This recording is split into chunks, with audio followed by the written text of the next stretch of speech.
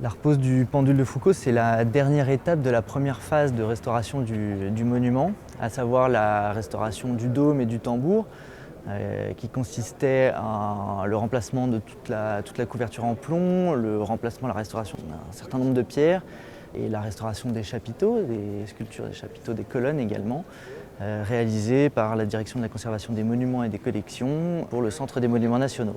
Là, vous avez un pendule qui fait une quarantaine de kilos de poids, qui est une boule qui fait une vingtaine de centimètres de diamètre et qui est suspendu à une corde à piano. Donc c'est ce qui va se faire aujourd'hui. Vous avez un dispositif qui est accroché tout en haut, au niveau du lanternon, un petit dispositif mécanique qui permet de lancer le pendule d'une façon tout à fait régulière et relativement assez harmonieuse au niveau de son oscillation, en quelque sorte.